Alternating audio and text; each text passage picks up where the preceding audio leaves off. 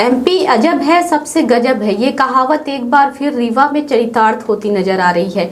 आम जनता की सुरक्षा और पुलिस की त्वरित सहायता के लिए करोड़ों रुपए खर्च कर हाईटेक बनाई गई डायल 112 गाड़ियां अब कथित तौर पर अधिकारियों और मैनेजमेंट की मनमानी की भेंट चढ़ती दिखाई दे रही है।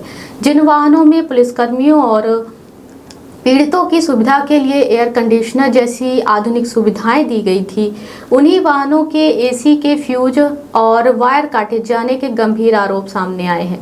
जानकारी के मुताबिक ये पूरा खेल गाड़ियों की एवरेज बढ़ाने और डीजल की खपत कम दिखाने के लिए किया गया। आरोप है कि मैनेजमेंट के निर्देश पर कई डायल 112 वाहनों के ऐसी निष्क्रिय कर दिए गए ताकि चालक और पुलिसकर्मी चाह कर भी उनका उपयोग ना कर सके। भीषण गर्मी में शहर से लेकर दूर दराज के ग्रामीण इलाकों तक ड्यूटी कर रहे पुलिसकर्मियों को बिना एसी के काम करने पर मजबूर होना पड़ा, जबकि सरकार ने इन वाहनों को विशेष रूप से आधुनिक सुविधाओं से लैस कर उपलब्ध कराया था। मामला मीडिया में आने के बाद हड़कंप मच गया।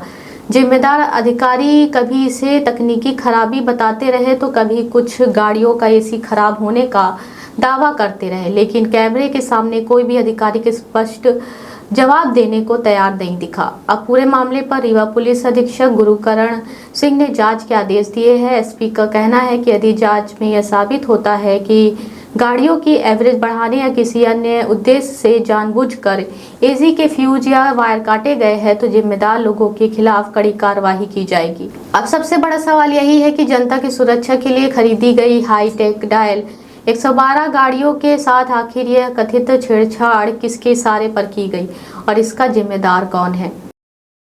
112 जो नोटिफिकेशन दी गई है, रीवा के जिले में जो नंबर हैं 112 उनकी एसी कम नहीं कर रही, कह रहे हैं कि एवरेज कम नहीं हो रही तो एसी बंद करा दी। देखिए, ऐसा तथ्य जो है आपके द्वारा संज्ञान में लाया गया और जो डिस्ट्रिक्ट कोऑर्डिनेटर है उनको भी बुला के इस बारे में जानकारी ली जा रही है। अभी तक फिलहाल ये कहना है कि एसी कुछ बीच में खराब थे और बाकी जगह चल रहे हैं। जो खराब हैं उनकी जो है उनको ठीक करवाने की कार्रवाई की जा रही है और इसमें यदि कोई ऐसा तथ्य आता है कि जानबूझकर नहीं चलाए जा रहे हैं तो इसमें जांच की जाए।